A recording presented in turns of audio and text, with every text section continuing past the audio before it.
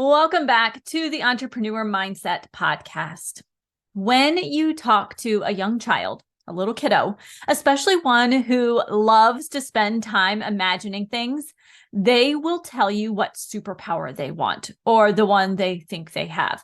They want to fly, to run really fast, to have X-ray vision, or if they're older, they want to know all of the answers on their school tests without having to study. But by the time we get to adulthood, that tendency to hope for superpowers diminishes to the point that sometimes when we're asked, we can't even come up with our zone of genius, that thing that we're good at. We feel like we don't really have anything special.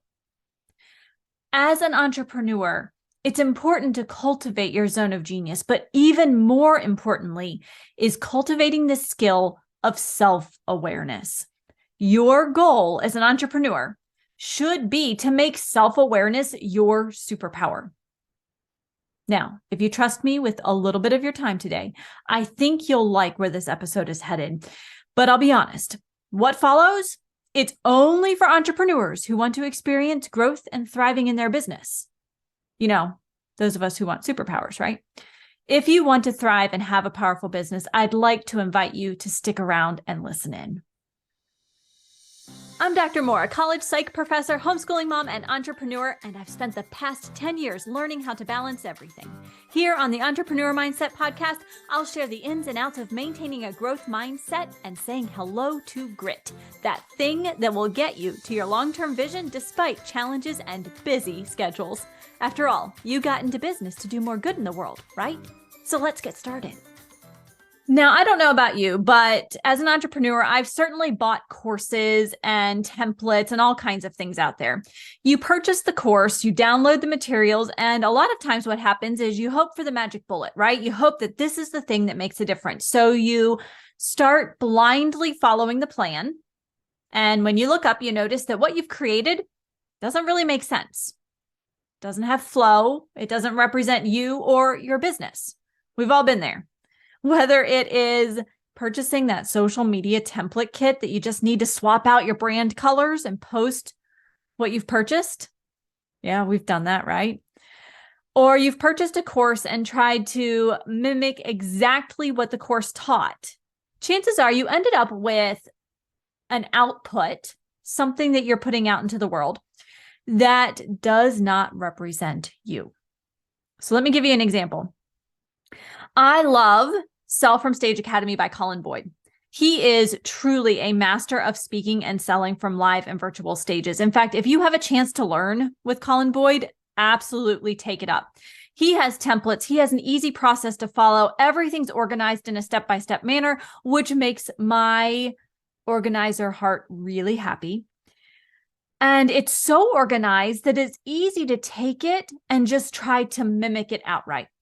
And the first time I went through his program, I was intent on mirroring everything exactly the way he does it because it worked for him. He has a proven method. I wanted to follow it as closely as possible. And so I did. And it felt, first of all, it worked, but it felt just a little off because it wasn't quite me. Now, Colin will tell you that as he was building his business, he was thinking to himself, I want to be a whale. He wants to be that big person in the room, the person that has the authority, who has the leadership that everyone looks to. And I'm sitting over here thinking, I want to be the sea turtle.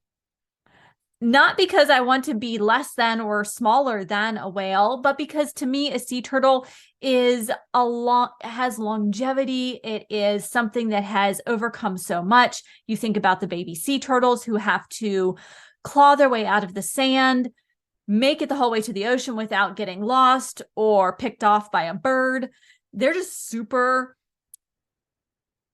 they are really good at working hard. Whales are too. But there stands a difference. If I just use Colin's templates, his program, his way of talking, I'm going to end up sounding like the whale, and I want to be the sea turtle. I know that's silly, but that's kind of the truth in that we have to know who we are, what we want, what that's going to sound like and look like in our business in order to be able to put that forward out into the universe. And the way we do that, the way we get to know that, hey, I don't want to be the whale, I want to be the sea turtle, is to raise our self-awareness. And that is probably something that feels a little uncomfortable, because when you start looking within, when you start looking internally, you notice some things that might need attention. And you're thinking, great, another thing to add to the to-do list.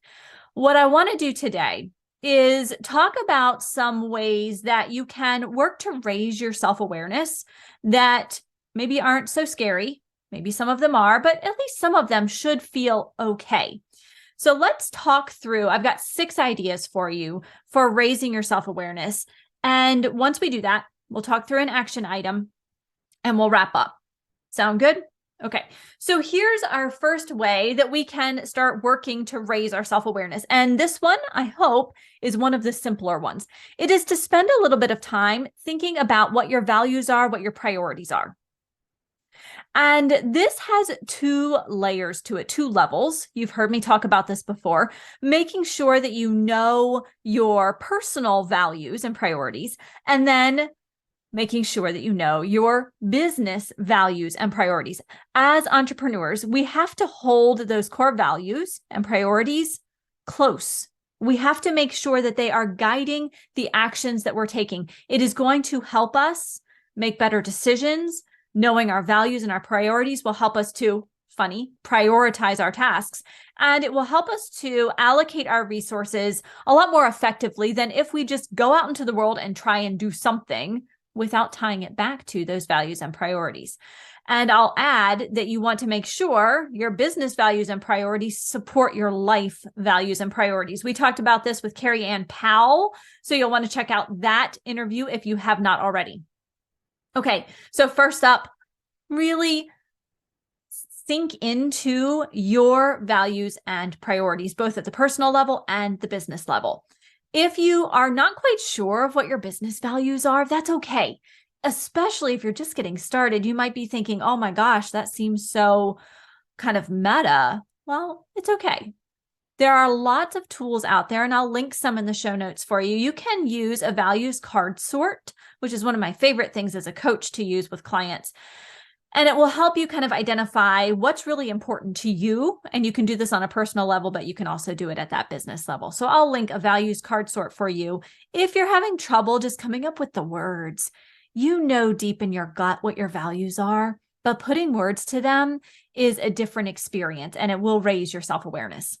Okay, number 1, understand values and priorities. Number 2, know your strengths and those areas where you feel a little bit weaker, those areas for improvement. When you know your strengths and those areas for improvement, you can start making the most of your abilities, and you can better delegate the stuff that lies outside your strengths. You are going to also know where to concentrate your learning efforts, your growth efforts on those areas that need a little bit more love. Now, I'll tell you something funny. I know my strengths. My top 5 strengths, if you use something like the Clifton Strengths Finder, they're all strategic strengths. Every single one of my top 5 strengths is strategic in nature. So that tells you that when it comes to things outside of strategy, I have to work a little bit harder. But because I know that, I also know when to ask for a little bit more help. I know when to delegate something, or I know that I have to schedule a little bit more time to get through the tasks that aren't strategic in nature. I'll let you in on a secret if you haven't figured it out. My top strength is learning. I love to learn. So it works well as a college professor. I like to learn. So fantastic, right? But I know that the things outside of strategy are not necessarily my top strengths as an entrepreneur, and I can delegate those. I can ask my husband to help me with the technology or with building the website out and thinking through the process of what that needs to look like. I can do the strategy, but even understanding the concepts behind, well, how does this workflow actually appear on the computer? Let's think about user interface. Let's think about these things. So he helps guide me in those conversations. So number 2, know your strengths and your weaknesses, or those areas for improvement. We all have them. Being aware of them makes us much more effective because now you know what to do. If you're not sure of your strengths, I will post a link in the show notes so that you can check out some of your top strengths.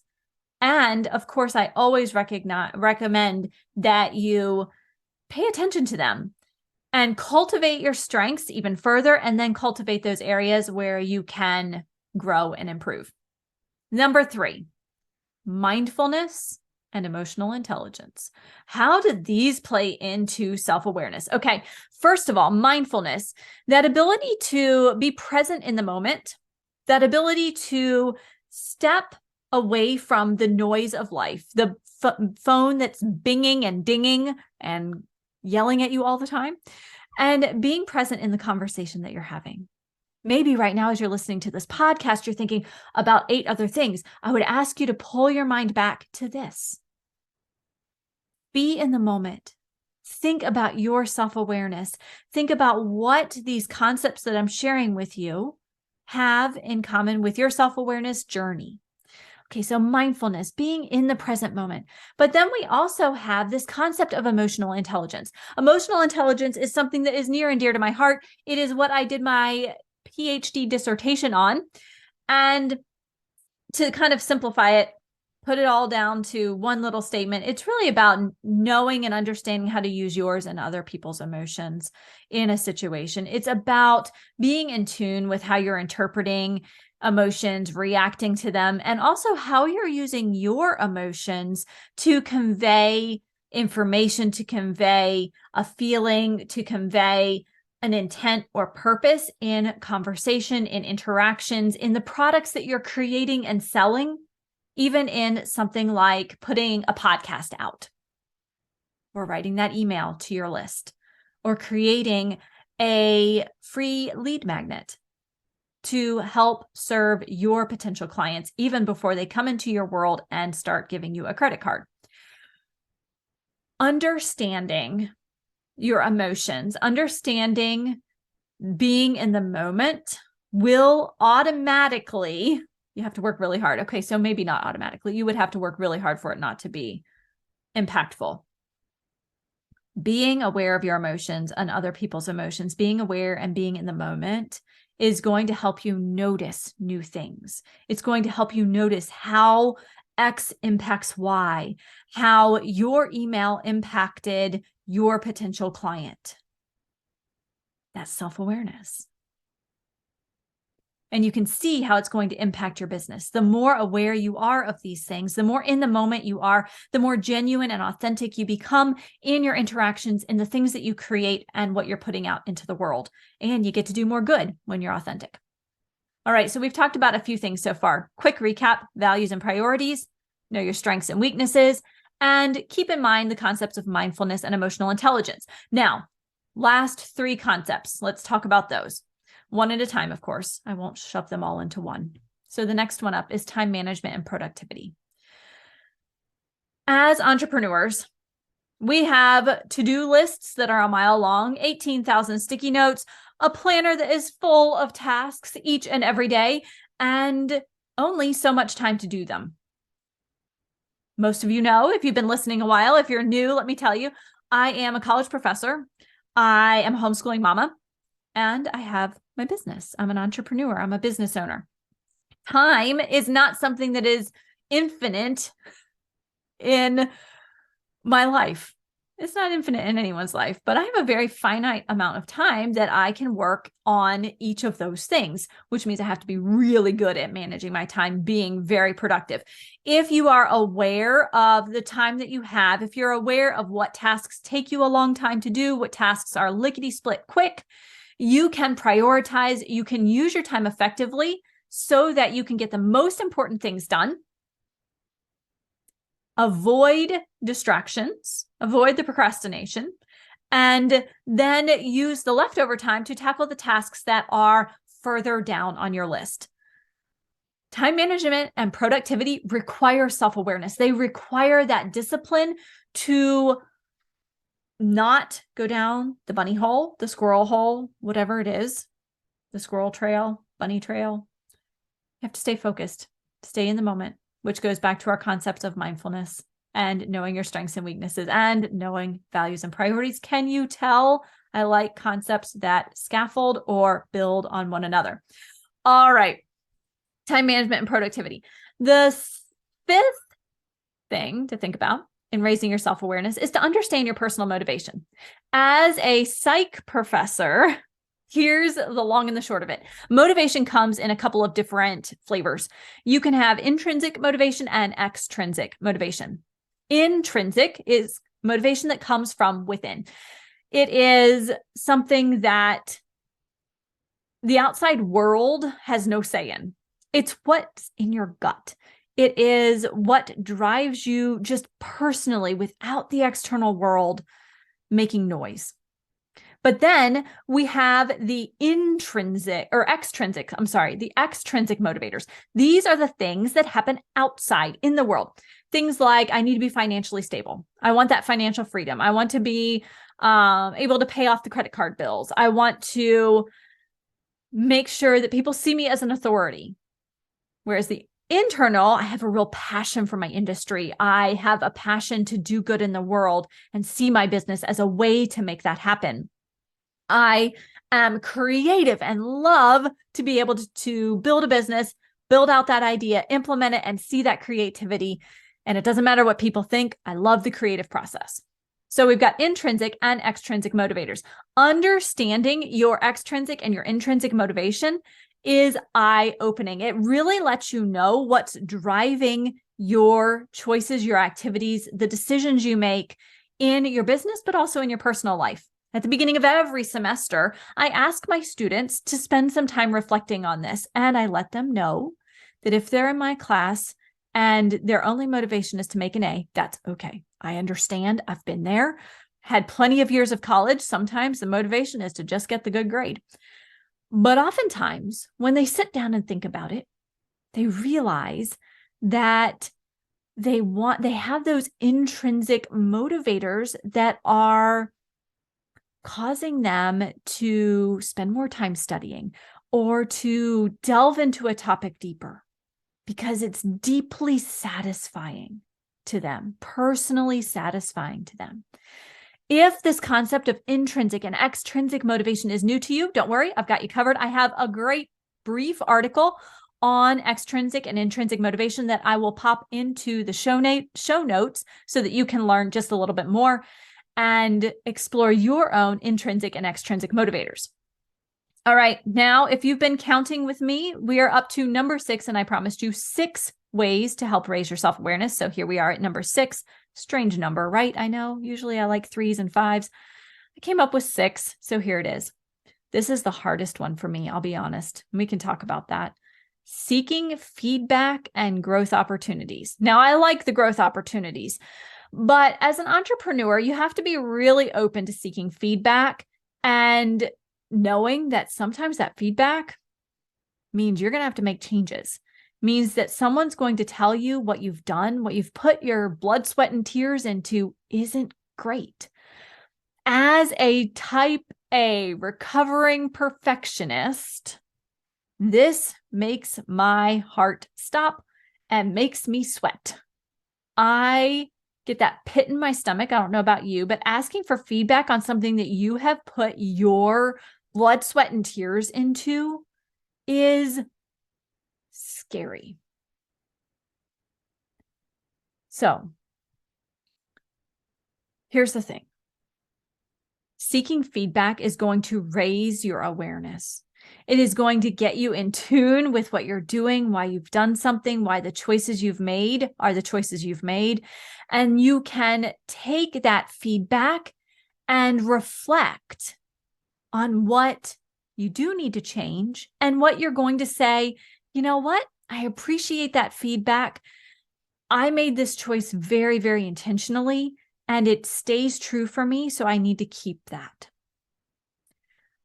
Seeking feedback is tough. It is one of my big 2023 goals that I am working toward and working on every single day. In fact, I'm part of a program this year where I have an opportunity to submit something for review, for feedback every single Monday. And let me tell you, I've been doing it for a while now. And it's still that moment when I hit submit on the form still makes me go, ooh, but am I really ready? Is it really ready? Should I really submit for feedback? And the answer is always yes. Because without feedback, you can't grow and learn and implement new things. Feedback is essential. Let me give you a quick example. If you have kids, you'll understand this. If you don't, you've probably seen a baby who's just learning to walk. They start taking steps and they fall down. That fall is feedback. And what they realize, they don't go through this thought process very intentionally, right? It just happens. But they're walking, they fall, they get back up, they think, what I was doing did not work. I wonder what I need to adjust. Maybe I need to adjust my center of gravity. Maybe I need to not walk on my tippy toes, but on the middle of my foot. Now, they're not actually thinking in those exact words, but the process is there. And so each time they fall, they get up, their body makes an adjustment.